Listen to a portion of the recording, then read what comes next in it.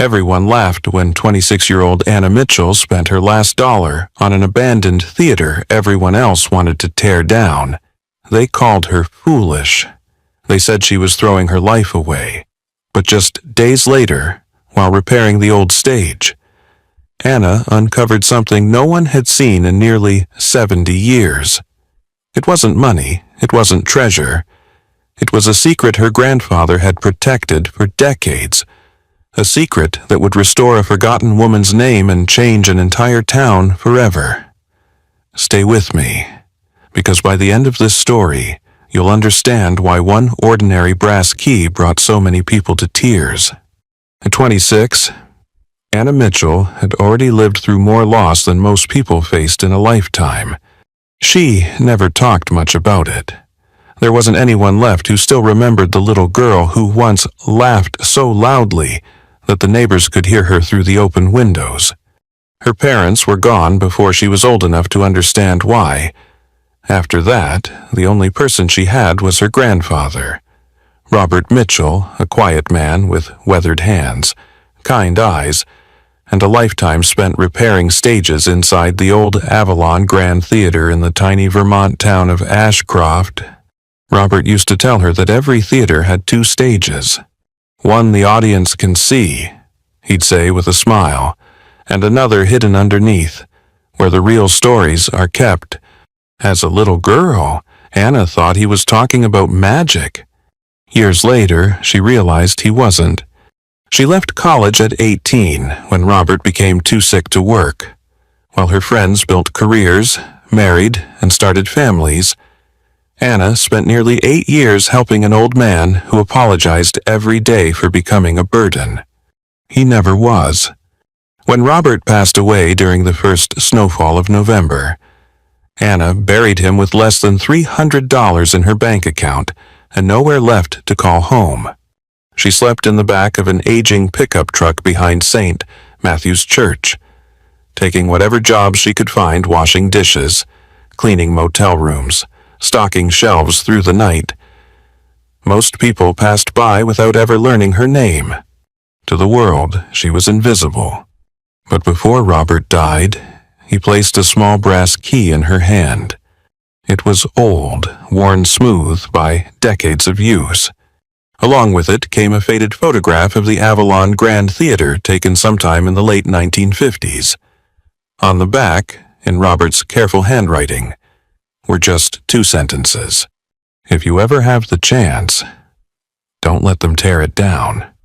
Everything I failed to protect is still waiting beneath the stage. Anna read those words hundreds of times. She never understood them.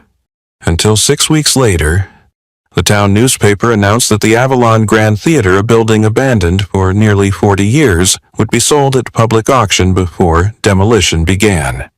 Everyone called it a money pit, a dangerous ruin, a place better forgotten. But as Anna stared at the photograph resting on her dashboard, she heard her grandfather's voice as clearly as if he were sitting beside her. The places the world forgets often hide the things that matter most. 3 days later, with every dollar she owned, a loan she had no idea how she would repay, and more faith than common sense, Anna Mitchell bought a broken theater. She had no way of knowing that hidden beneath its rotting wooden stage was a promise that had survived nearly 70 years. Or that keeping her grandfather's final wish would force her to uncover a truth powerful enough to change not only her own life, but the history of an entire nation. Anna didn't sleep the night she signed the papers. The keys to Avalon Grand Theater rested on the passenger seat of her old pickup. Tucked inside a plain white envelope, every few minutes, she found herself glancing toward them, almost expecting them to disappear if she looked away for too long. By sunrise, she was already driving toward the edge of Ashcroft. The narrow road curved through rows of aging maple trees dressed in the last colors of autumn. Morning fog drifted lazily across empty fields, softening the hills beyond. It reminded Anna of the quiet drives she used to take with her grandfather. Robert, on the way to his doctor's appointments. Neither of them had talked much during those trips. Sometimes love didn't need conversation. Sometimes simply being there was enough. Then she saw it. Avalon Grand Theater. Even after decades of abandonment, the old building still carried itself with quiet dignity. Its weathered brick facade hinted at a beauty that time had failed to erase. Broken stained glass windows caught the morning light like fractured jewels. Thick ivy wrapped itself around the tall columns, as though nature had been trying to shield the theater from a world that had long since forgotten it. Anna parked across the street. For several minutes, she simply sat behind the wheel. She imagined Robert walking through those very front doors with his old toolbox hanging from one hand, greeting actors, carpenters, and musicians before another day's rehearsal began. A lump formed in her throat. "I hope I don't let you down, Grandpa," she whispered. The front doors groaned as she pushed them open. The smell reached her first. Dust, old timber, faded velvet, and something strangely familiar. The scent reminded her of forgotten photo albums stored in attics, memories quietly waiting for someone to open them again. Sunlight streamed through holes in the aging roof, falling across hundreds of empty theater seats covered in decades of dust. Torn crimson curtains hung above the stage without a hint of movement. Somewhere deep inside the building, water dripped steadily, marking the passing of time more faithfully than any clock ever could. Most people would have seen a ruin. Anna saw a life that had simply been left unfinished. She slowly walked down the center aisle. Robert had often told her stories about this place.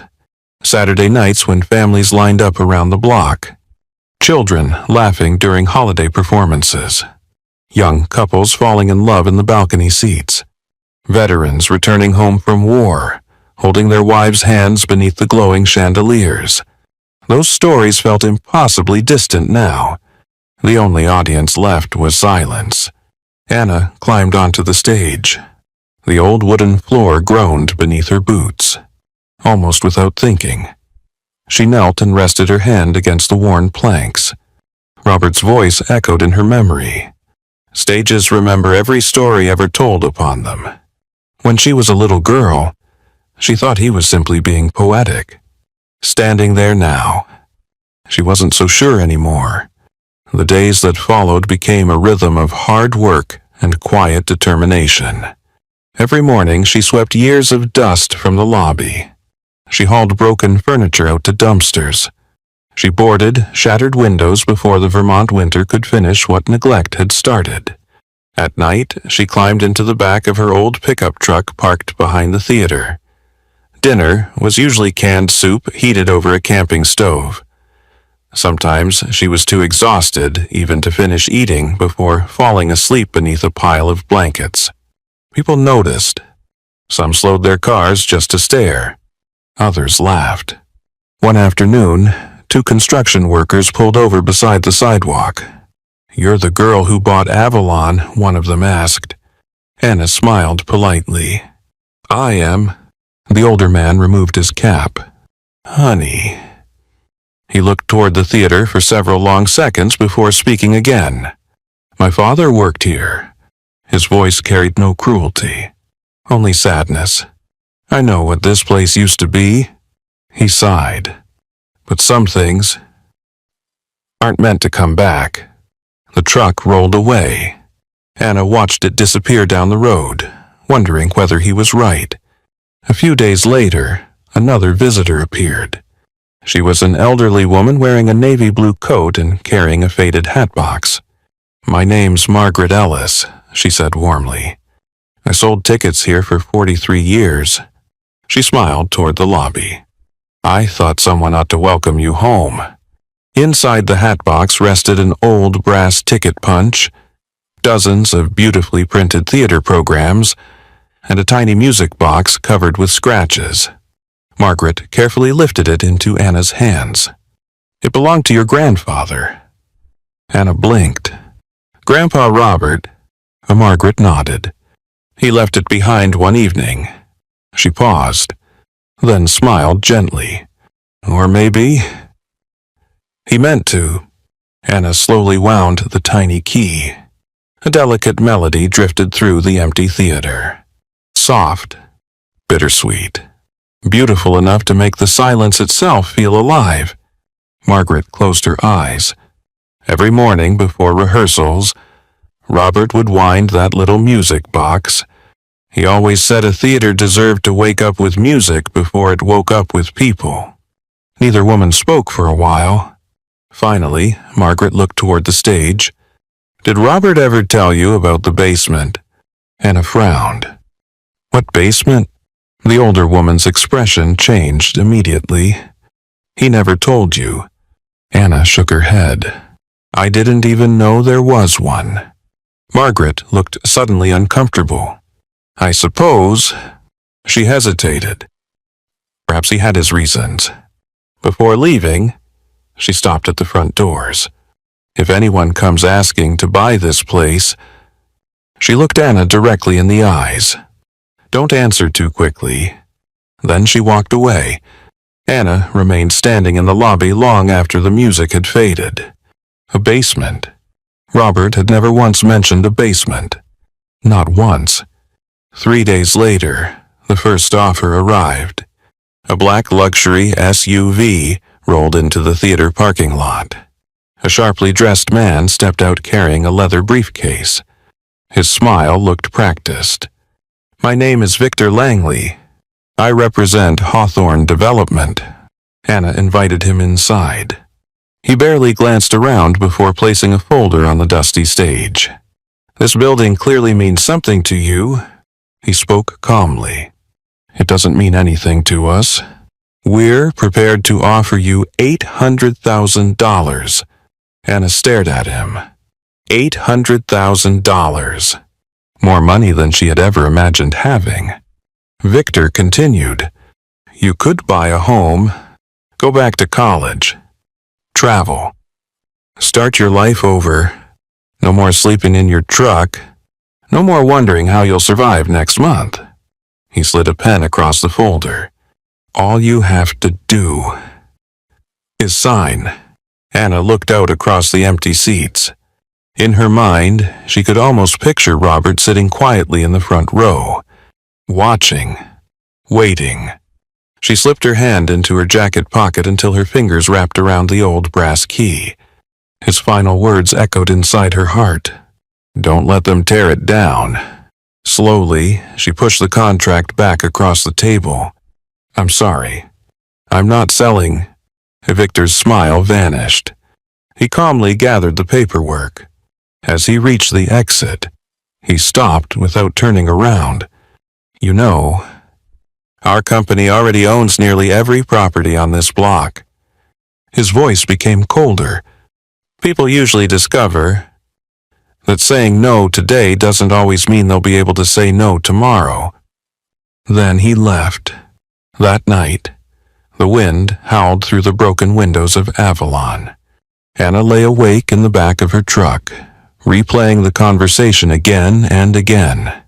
Just after midnight, a deafening crash shattered the silence. She grabbed her flashlight and ran toward the theater. One of the side doors had been forced open. Inside, muddy footprints stretched across the dusty lobby. Nothing appeared to be missing. Nothing had been vandalized, except one thing: the center of the stage. Several wooden floorboards had been pried loose. As Anna knelt to inspect the damage, her flashlight caught the dull reflection of something hidden beneath the boards. A brass lock, almost completely concealed beneath the floor. Her heartbeat quickened. Slowly, she reached into her pocket and pulled out Robert Mitchell's weathered key. She stared at it for several long seconds, because deep inside, before she had even tried, she already knew it was going to fit.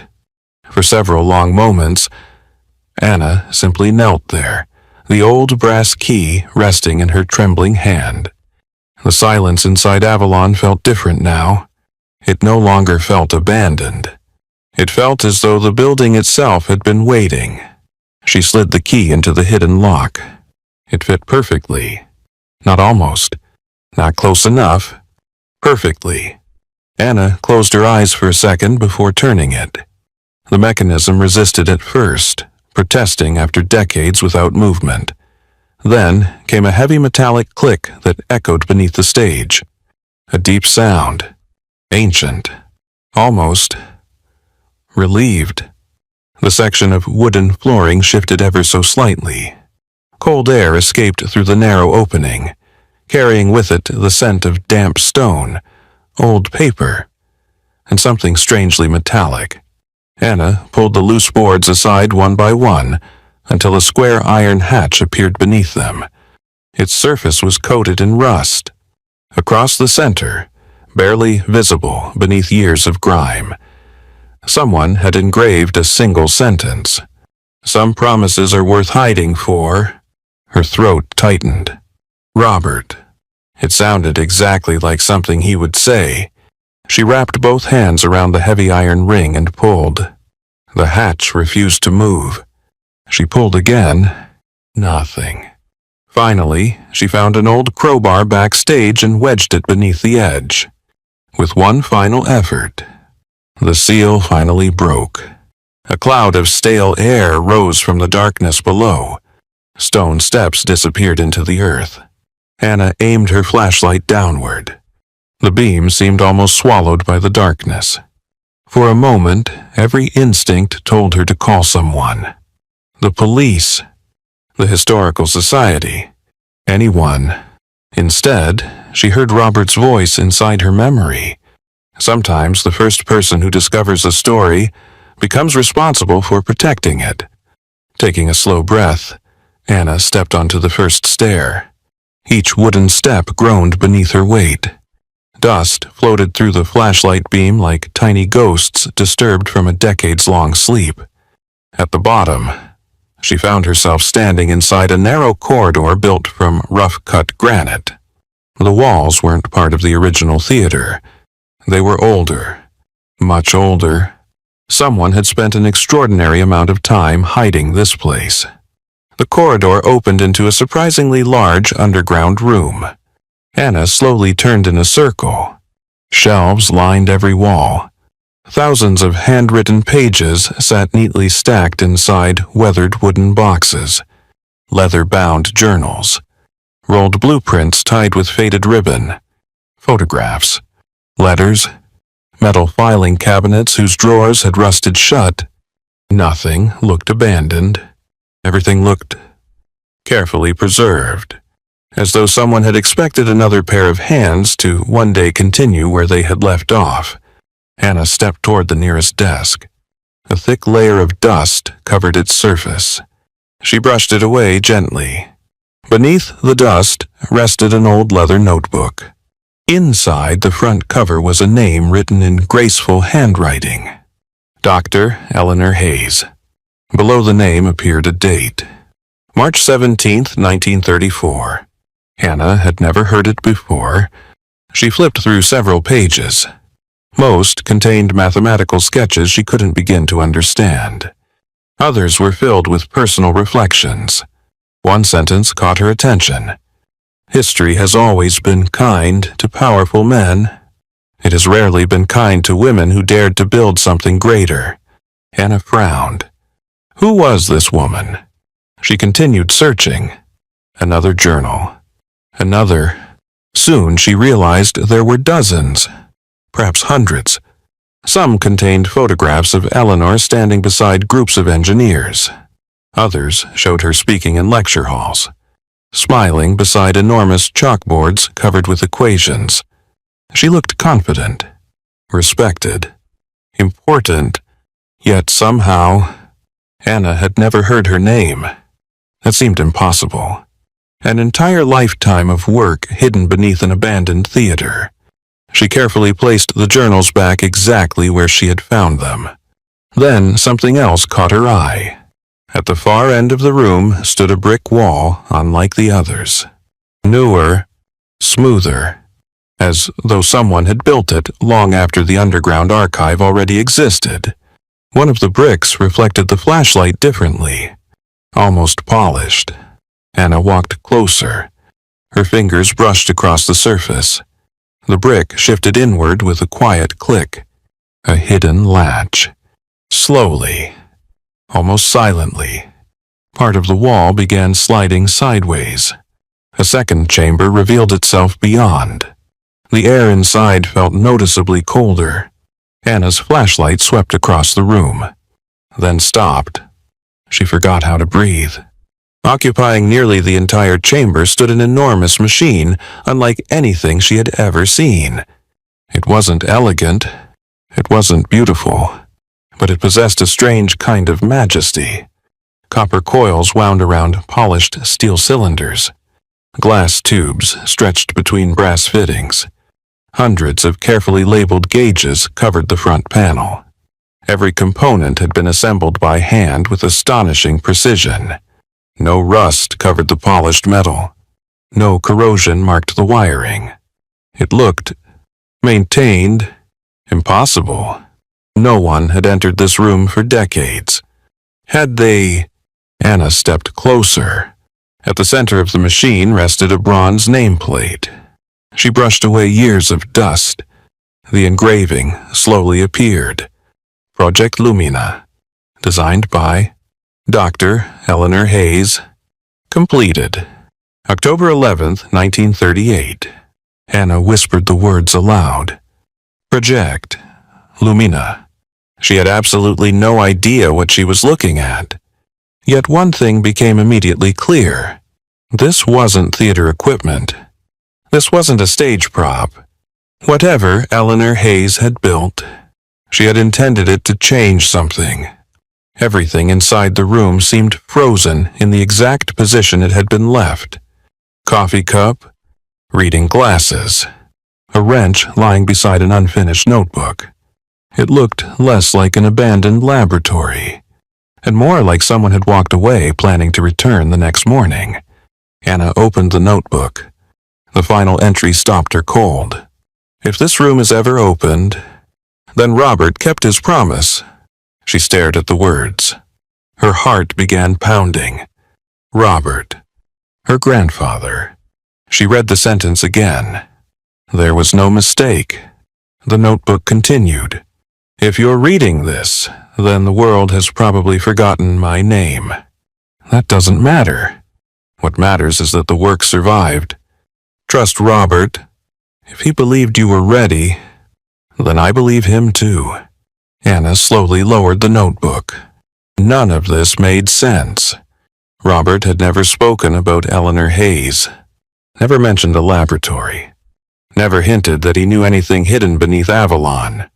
Yet somehow, this woman had known him, trusted him, entrusted him with something so important that he had protected it for the rest of his life. Tears welled in Anna's eyes. Suddenly she understood why Robert had refused to let Avalon be demolished. It had never been about saving an old theater. The theater had simply been the lock. Whatever lay hidden beneath it, that had always been the treasure. Anna looked once more at the massive machine standing silently before her. Questions flooded her mind. What did it do? Why had it been hidden? Who wanted it forgotten?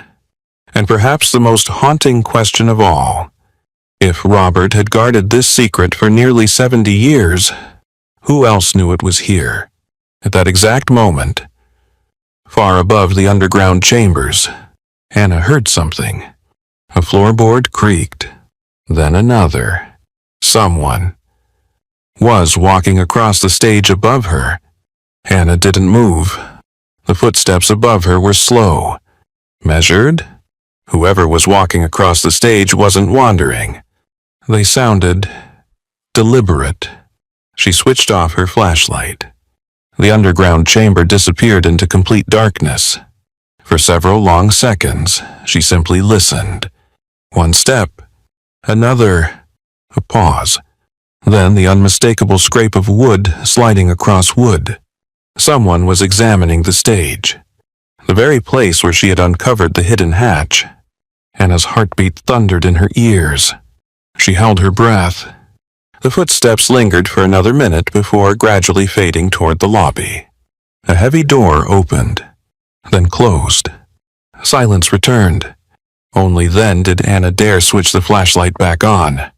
She looked toward Eleanor Hayes's final notebook again. Trust Robert.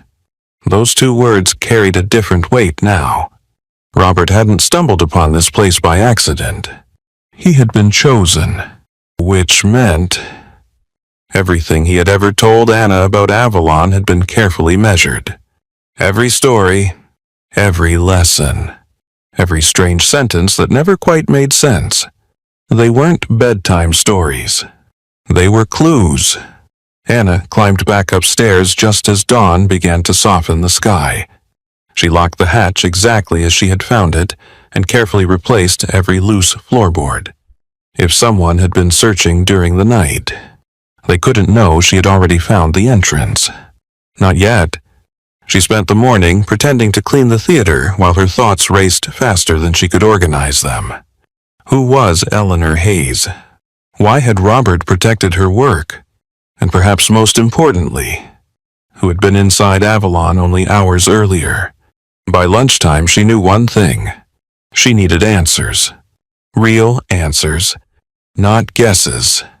The Ashcroft Public Library occupied one corner of the old town square, inside a stone building that hadn't changed much since the 1940s. The librarian, Mrs. Eleanor Dawson, smiled warmly when Anna walked inside. "You must be the young woman who bought Avalon." News traveled fast in Ashcroft. Anna smiled politely. "I was hoping to learn a little about its history." Mrs. Dawson's expression softened. "Oh, that building has more stories than most people around here." For nearly 3 hours, Anna searched through newspaper archives, property records, and local history books. She found photographs of Avalon during its glory years, articles about Broadway tours, holiday concerts, fundraisers during World War II, even advertisements showing lines of smiling families stretching around the block. But one name never appeared: Eleanor Hayes. Not once. It was as though she had never existed. Anna finally approached Mrs. Dawson again. "Have you ever heard of a scientist named Eleanor Hayes?" The librarian stopped shelving books. For just a fraction of a second, it was barely noticeable. But Anna saw it. Recognition, followed immediately by hesitation. Mrs. Dawson lowered her voice. "My grandfather mentioned that name once." "What did he say?" "He told me there were certain people this town stopped talking about." Anna waited. Mrs. Dawson looked toward the empty reading room before continuing. "They said Eleanor embarrassed powerful men. After that, she disappeared from every conversation." Anna frowned. "Disappeared." The older woman nodded slowly. "Not physically. Historically." That evening, Anna drove 30 miles to Burlington.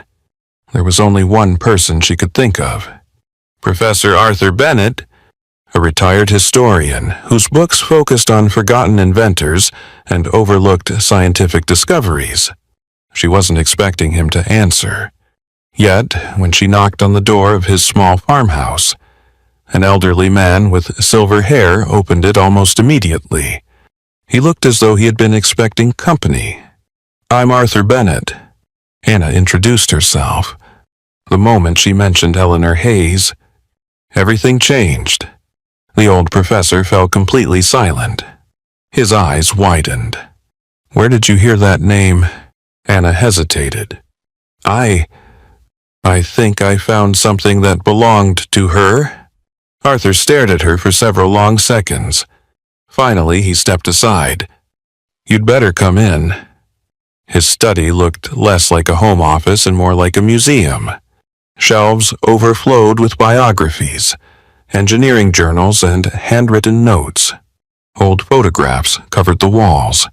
Arthur disappeared into another room before returning with a worn cardboard box. "I've spent 32 years researching Eleanor Hayes." He smiled sadly. "And this," he gently opened the box, "is everything history allowed me to find." The contents shocked Anna. Less than 20 documents. A handful of newspaper clippings. One blurred photograph. A university graduation announcement. That was all. "That's impossible," Anna whispered. "There are hundreds of journals." Arthur looked up sharply. Hundreds. Anna immediately realized what she had almost revealed. She changed the subject. "I mean, if she accomplished so much, why is there almost nothing left?" Arthur leaned back in his chair. "Because someone made sure there wouldn't be." He carefully unfolded the old newspaper clipping. Officially, Eleanor retired from scientific research in 1939. He looked directly at Anna. "I've never believed that." "What do you believe?" "I believe her work frightened someone." Arthur walked toward an old filing cabinet and removed another folder. Inside were patent records, engineering journals, corporate histories. He pointed to one familiar name, Hawthorne Industries. Anna's stomach tightened. "The same Hawthorne?" Arthur nodded. "The very same," he continued quietly. "Hawthorne became one of America's largest energy companies after the Second World War. Their founder, Charles Hawthorne, received several groundbreaking patents during the late 1930s. He slid one patent across the desk. Anna stared at the technical drawing. Something about it looked strangely familiar, not identical. But close, very close. Arthur noticed her reaction. "You've seen something like it." It wasn't a question. Anna didn't answer. Arthur smiled gently. "I've spent decades believing Eleanor Hayes built something extraordinary. But belief isn't evidence." He sighed. "I've never found proof." Anna thought about the underground laboratory. The journals. The machine. Robert's name inside Eleanor's notebook. She wanted desperately to tell him everything. Instead, she asked a different question. If someone really wanted to erase a person's work, could they? Arthur laughed quietly. "It happens more often than people realize." He looked toward the window. History remembers winners. It doesn't always remember the people they defeated. Anna drove back to Ashcroft long after sunset. For the first time since discovering the laboratory, her fear had begun changing into something else. Responsibility.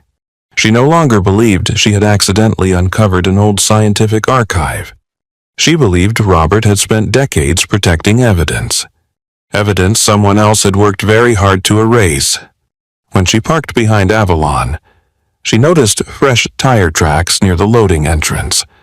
They hadn't been there that morning. Someone had returned. She quietly entered through the rear door. Everything looked normal, until she reached the stage. One floorboard, barely noticeable, had been moved less than half an inch. Not enough for anyone else to notice. Just enough for someone searching. Anna looked down at the old brass key resting in her hand, then back toward the darkness beneath the stage. She finally understood something her grandfather had tried to teach her all those years. He hadn't asked her to save an old theater. He had asked her to protect the truth. And for the first time since buying Avalon, Anna realized she wasn't simply restoring a forgotten building. She had inherited a promise, one that someone else was still trying to destroy. Anna barely slept that night. She sat alone in the front row of Avalon, wrapped in an old blanket, watching moonlight spill through the broken stained glass windows. The theater no longer felt empty, it felt alive. Every creak in the old beams, every whisper of wind through cracked glass, every shadow stretching across the stage, It all felt like pieces of a story waiting patiently to be told. She finally understood why Robert had spent nearly 40 years refusing better-paying jobs in neighboring towns. People assumed he had stayed because he loved the theater. Now she knew the truth. He had stayed because he had made a promise. And somehow, that promise now belonged to her. The following morning, Anna returned underground carrying boxes, notebooks, a camera, and a portable scanner she had borrowed from the library. If Eleanor Hayes had trusted Robert, then Anna intended to honor that trust. She began carefully documenting everything. Every journal, every blueprint, every photograph, every handwritten note. Nothing left the underground chamber. Instead, she photographed each page exactly where it had rested for decades. She knew enough from watching documentaries to understand one thing. Once evidence was moved, people could question it. But if everything remained untouched, the truth became much harder to deny. Hours slipped by unnoticed. One journal described Eleanor's childhood fascination with electricity. Another recorded her years studying engineering at a time when women were rarely welcomed into laboratories. Anna found letters filled with rejection. University boards telling Eleanor to leave scientific research to men. Investors refusing to fund her ideas. Government officials dismissing her work without ever reading it. Yet, page after page, Eleanor never sounded bitter, only determined. One sentence caught Anna's attention. Truth doesn't disappear because people refuse to believe it. Sometimes it simply waits for kinder generations. Anna quietly copied those words into her own notebook. Late that afternoon, Professor Arthur Bennett arrived at Avalon. Anna hadn't invited him. She had simply called the night before and asked whether he would be willing to look at something important. The old historian stepped inside carrying a worn leather satchel. "I wasn't sure you'd actually call."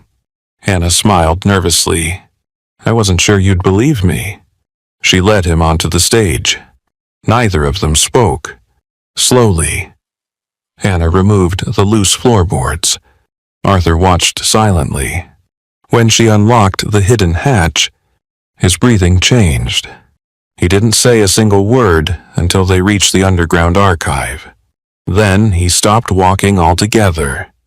"My God!" His voice barely rose above a whisper.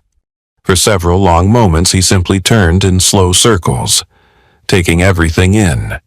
The journals, the shelves, the blueprints, the photographs, the hidden laboratory beyond the stone wall. Finally, tears gathered in the corners of his eyes. "I've spent half my life searching for this woman." He gently rested one hand against a shelf of journals. "And she was here all along." Anna quietly watched him. Arthur wasn't looking at forgotten documents. He was looking at 30 years of unanswered questions finally receiving an answer. When they entered the second chamber, Arthur froze again. The enormous machine stood exactly as Anna had left it.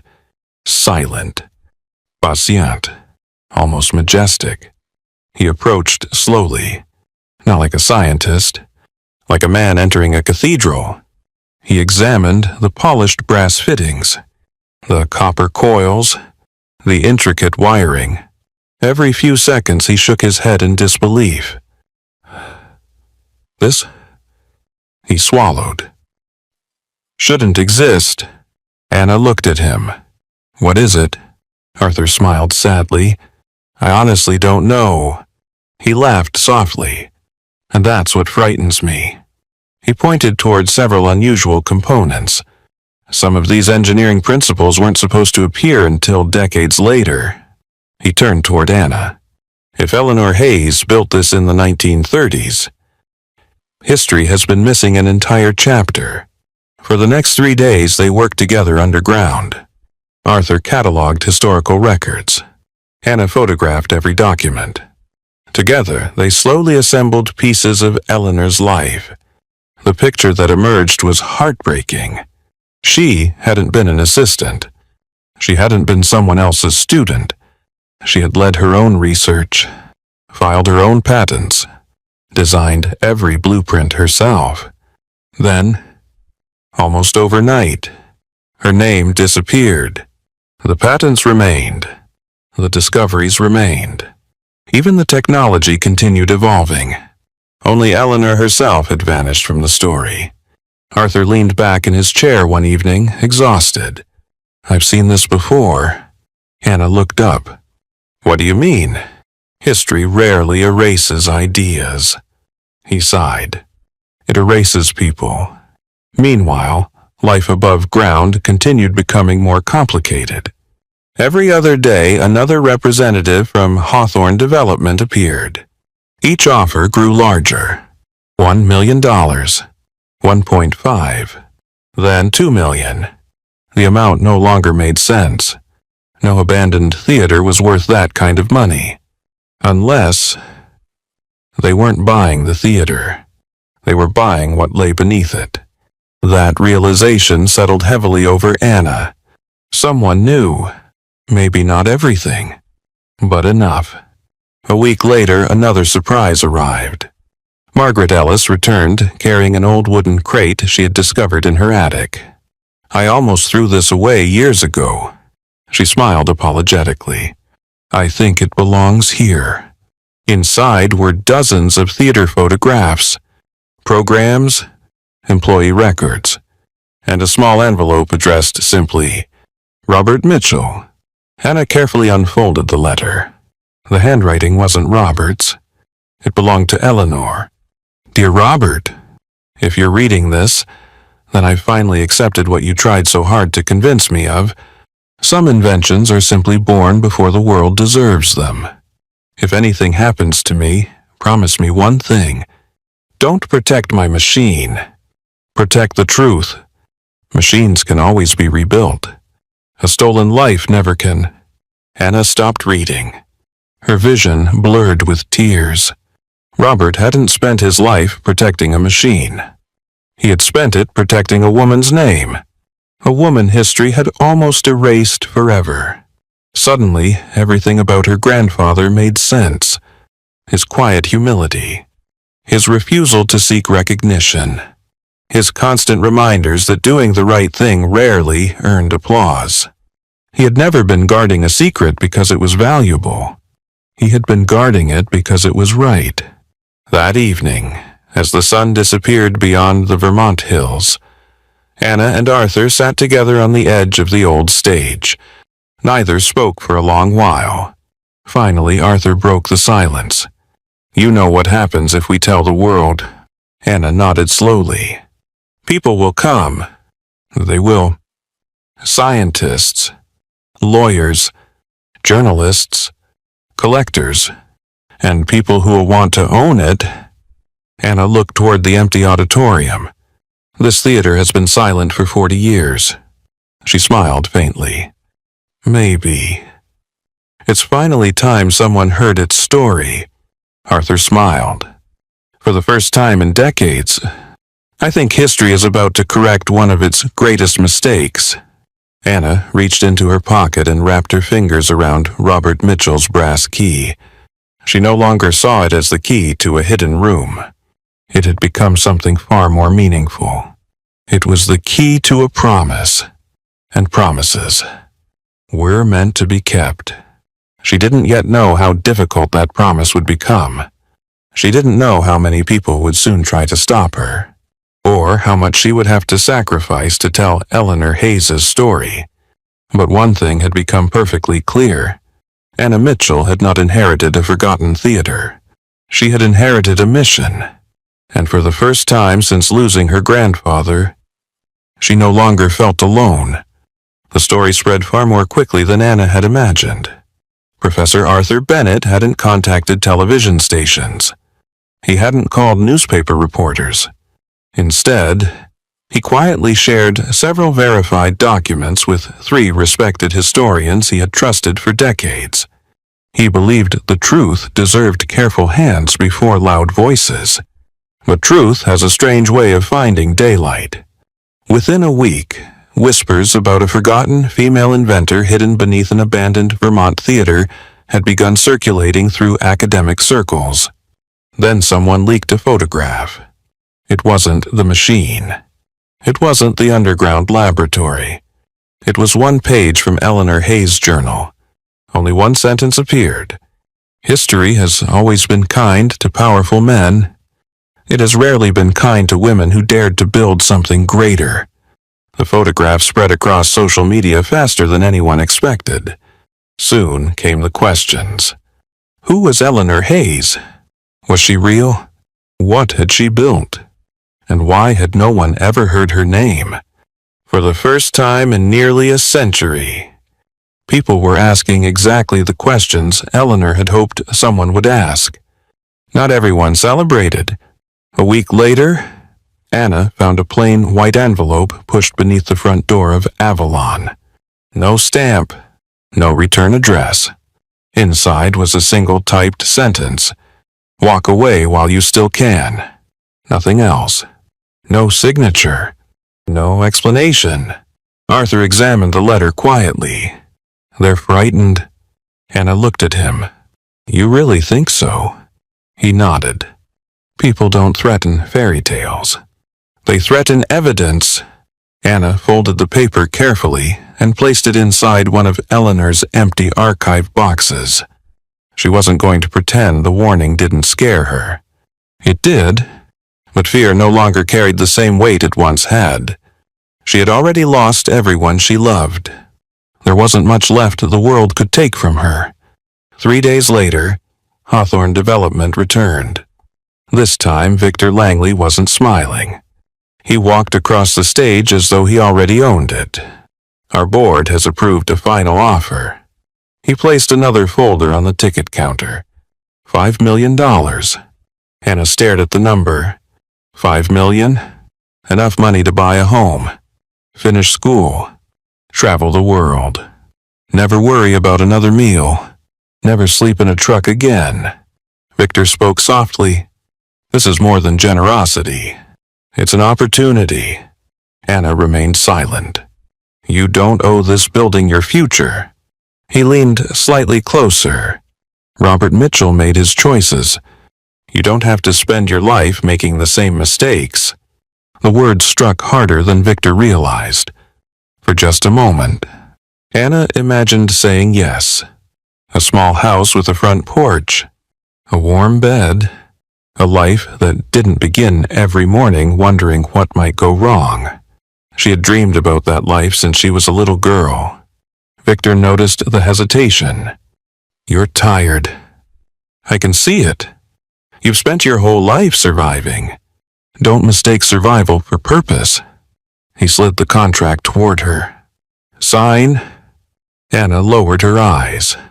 Then she slowly reached into her coat pocket. Not for a pen. For Robert's brass key. She placed it quietly on top of the contract. I spent 8 years taking care of my grandfather. My friends thought I wasted my 20s. She smiled sadly. But I never regretted a single day. She looked Victor directly in the eye. And I'm not going to regret this one either. She handed the contract back. I'm still not selling. Victor stared at her for several seconds before gathering his papers. You remind me of someone. Anna frowned. Eleanor Hayes. Without another word, he walked away. Those 4 words stayed with Anna long after his car disappeared. How did he know Eleanor's name? That evening, Arthur arrived, carrying several engineering professors from the University of Vermont. Anna had agreed to let them examine the laboratory. Not the machine. Not yet. Only the journals and historical records. She wanted independent experts to confirm everything before making any public announcement. The professors spent hours studying Eleanor's notebooks. None of them questioned whether she had written them. The handwriting matched. The dates matched. The mathematics were astonishing. Late that night, one of the engineers quietly approached Anna. I've taught electrical engineering for 31 years. He paused. I don't understand half of what this woman was thinking. He laughed softly. And that's the highest compliment I know how to give. Over the following weeks, something remarkable began happening. Retired electricians volunteered to repair Avalon free of charge. Former actors offered to restore the stage. Carpenters rebuilt broken seats. A local bakery delivered sandwiches every Saturday. High school students cleaned windows. No one asked for payment. No one expected recognition. Some had known Robert. Others simply believed that if one forgotten woman deserved to have her story told, then perhaps they all had a responsibility to help. The theater slowly began breathing again. For the first time in 40 years, music echoed through its halls. Not from performances, from people working together. Anna often stopped what she was doing just to listen. The sound reminded her of childhood, of Robert whistling while fixing lights high above the stage. She smiled every time. One rainy afternoon, while organizing another cabinet beneath the theater, Anna discovered a sealed wooden box hidden behind a loose stone. Inside rested Robert Mitchell's personal journal. Her hands trembled as she opened it. The first page read simply, "If Anna is reading this, then I suppose I finally kept my promise long enough." Tears blurred her vision before she reached the second sentence. Robert described the day he had first met Eleanor Hayes.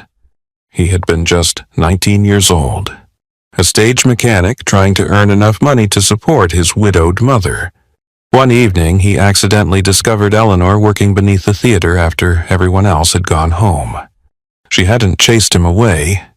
Instead, she had asked for help moving equipment. One night became two. Two became years. Eventually, Robert became the only person Eleanor trusted completely. Not because he understood her science, but because he never laughed at her dreams. Anna quietly wiped tears from her face. Her grandfather hadn't been a famous scientist.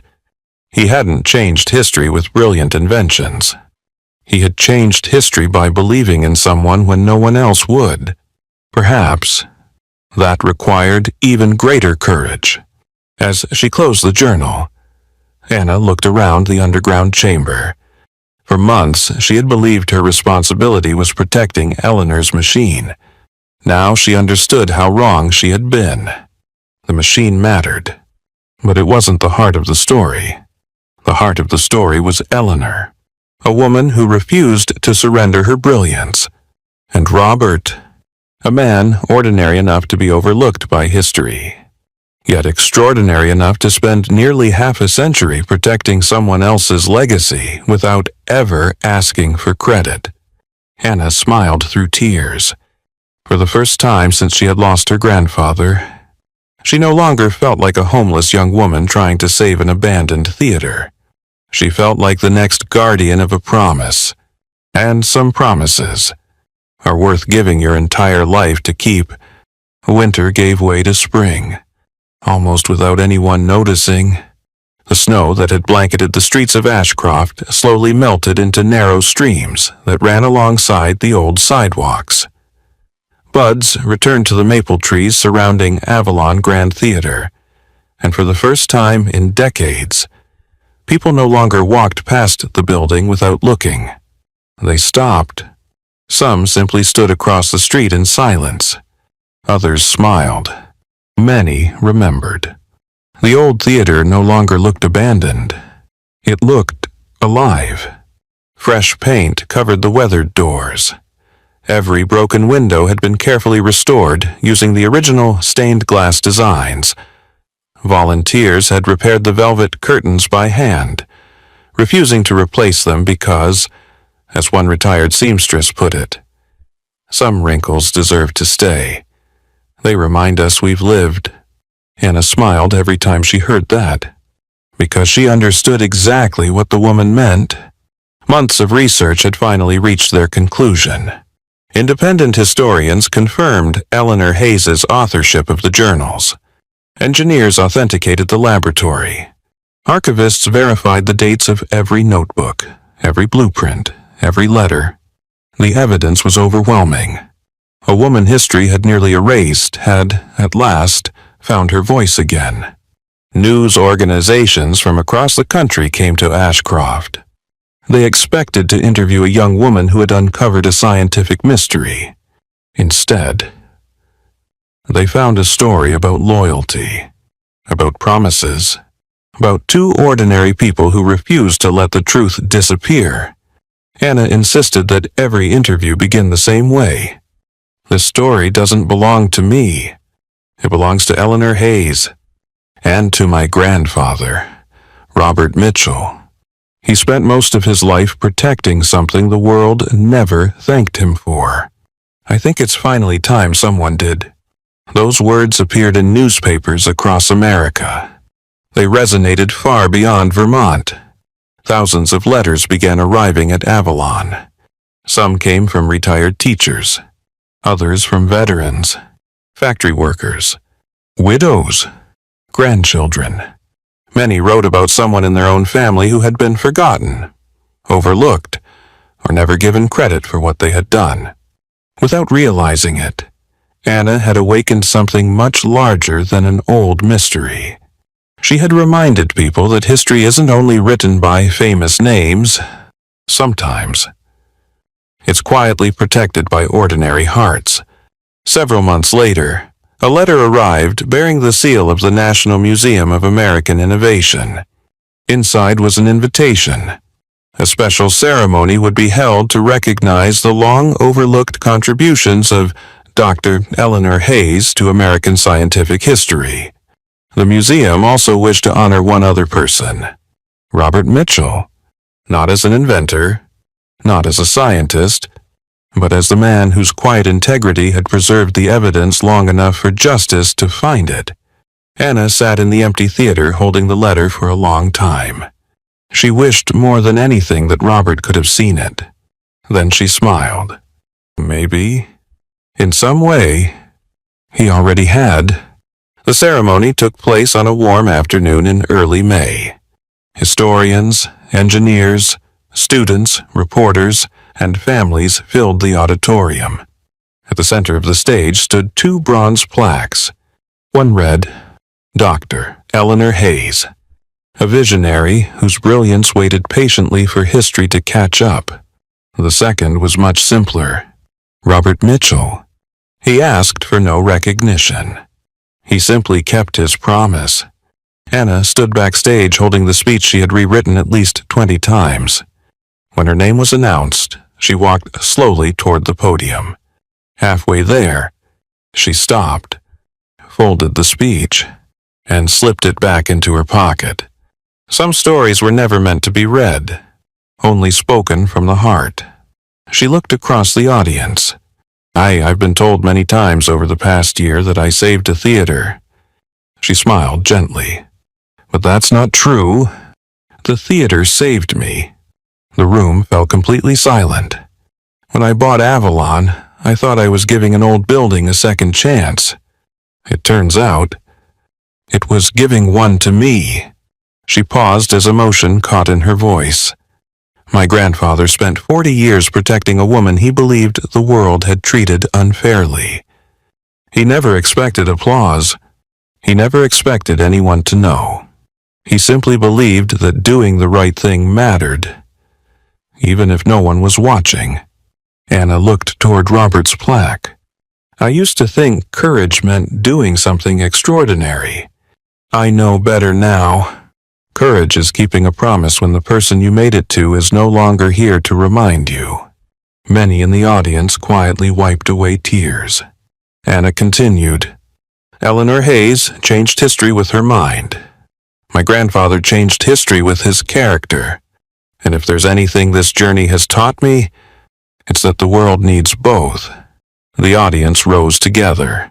Not because of a scientific discovery, not because of headlines, but because they recognized something deeply human, the quiet power of an ordinary life lived with extraordinary faithfulness. That evening, Anna returned to Avalon. The theater was empty once more. just the way Robert had always loved it after everyone else had gone home. She walked onto the stage carrying two things, his old brass key and the tiny music box Margaret Ellis had returned months before. She wound it slowly. The familiar melody drifted through the auditorium, exactly as it had every morning when Robert arrived for work. Anna walked to the front row, seat A1, the seat Robert had always chosen whenever rehearsals ended. She gently placed the brass key there, not because she no longer needed it, but because she finally understood what it had unlocked. It had never been a door beneath the stage. It had opened something inside her, a belief that kindness matters, that promises matter, that ordinary people, living quiet lives, can become guardians of truths far greater than themselves. She looked toward the restored stage. The lights slowly brightened overhead. Children's laughter echoed from the lobby as the first community theater rehearsal in 40 years prepared to begin. Hannah smiled. "Welcome home, Grandpa," for just a moment, as the music box played softly in the quiet theater. She could almost imagine Robert standing backstage with his old toolbox in one hand, smiling the same gentle smile she had known all her life. And somehow, that was enough, because Avalon was no longer a forgotten theater. Eleanor Hayes was no longer a forgotten name, and Robert Mitchell was no longer a forgotten man.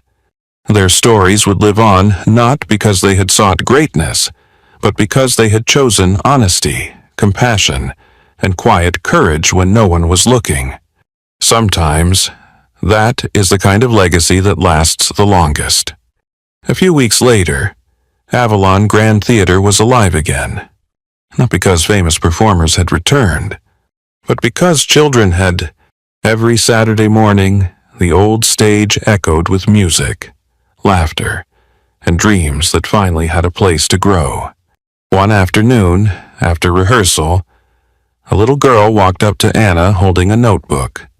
"Miss Anna." Who was Robert Mitchell? Anna looked toward the front row, where her grandfather's photograph quietly rested beneath the warm glow of a single light. She smiled. He wasn't famous. He never invented anything. He was simply a man who refused to let a good person be forgotten. The little girl thought for a moment. So, he changed history. Anna nodded gently. Yes, but not because people remembered his name, because he made sure they remembered hers. For a long moment, neither of them spoke. Then Anna reached into her pocket and held the old brass key one last time. The key that had opened more than a hidden room. It had opened the truth. She placed it inside a small wooden display beside Eleanor Hayes' journals, where anyone who visited Avalon could see it. A simple brass key, a lifetime of quiet courage. As the lights dimmed, children's laughter echoed through the theater once again. Anna looked toward the empty front row and whispered, "We kept our promise, Grandpa. Some people leave behind fortunes. Others leave behind buildings. But the greatest among us leave something far more lasting. The courage to protect the truth, and the kindness to make sure someone else is never forgotten."